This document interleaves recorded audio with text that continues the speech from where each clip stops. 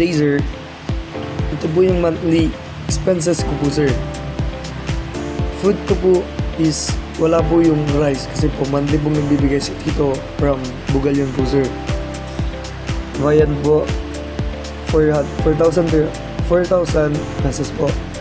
Beverages, chocolate drink and energy drink 400 po sir.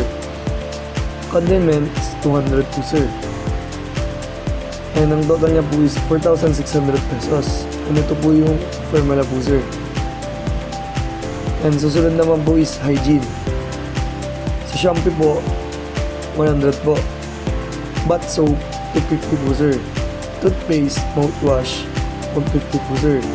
Cotton buds and cotton 100 po sir. Alcohol po sir is 100. Skincare ko po sir is 500. Ang total niya po is 1,200 po sir. Ito po yung formula sir na ginamit ko po. Susunod naman po is cleaning materials. Detergent soap po is 100 po sir. Fabric conditioner is 150 po. Detergent powder is 1,180 po sir. Dishwashing liquid and sponge po sir is 150. Bleach po sir for white clothes 100 po sir. Ang total niya naman po is 680 pesos. And ito po yung function niya po sir. And susunod naman po is utilities. Electric bill ko po sir is 500 po. Water bill ko po is 350. Ayan po yung minimum po ata sa nawasak po sir. Kasi po mag-isa ko lang po sa bahay. And ang total niya po is 850 pesos po sir.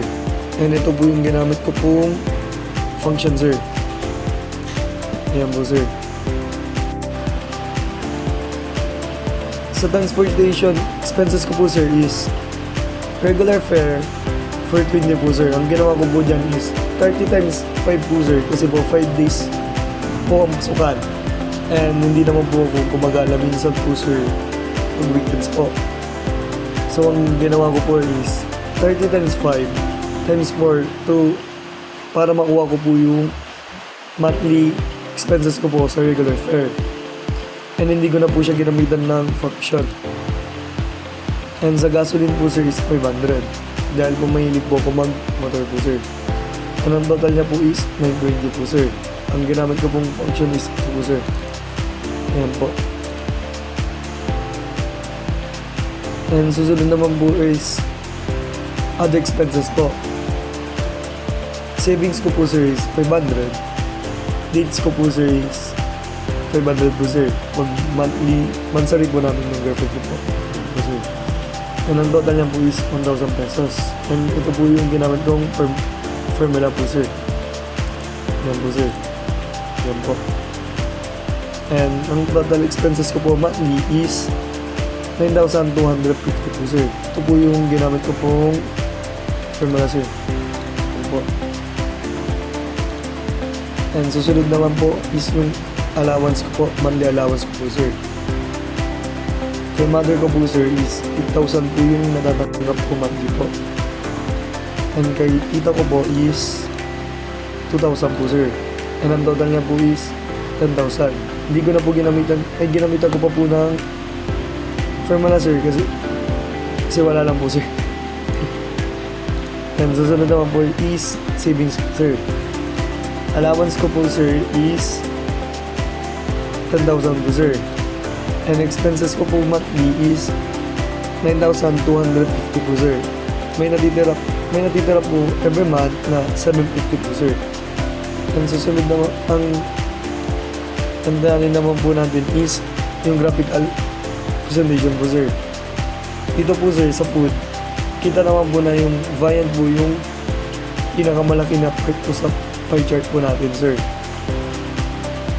With 4,000 pesos po sir na merong 87% po sir. Susunod naman po is hygiene. Sa hygiene po sir, ang pinakamataas po sir is skincare po sir, which is 500 po sir, which makes around of 42% po sir.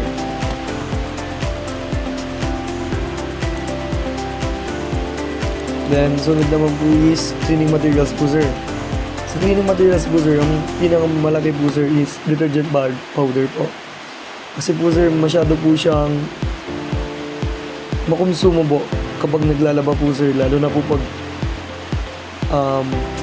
medyo ano po sir, maamoy po galing pawis po sir, aming pawis po, ganun po sir. Then sa utilities po sir is electric bill po. Kasi po, kahit mag-isa po ako sa bahay, mayroon pong kital, marami pa po sir na electronics na ginagamit po sir.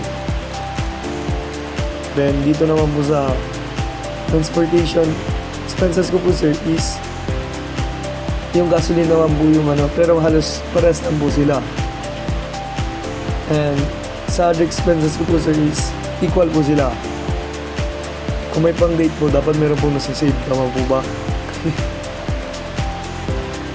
And sa allowance ko po, si mother ko po ang malaki po na binibigay, which is 8,000 po sir, which makes around 80% sir ng allowance monthly ko po sir.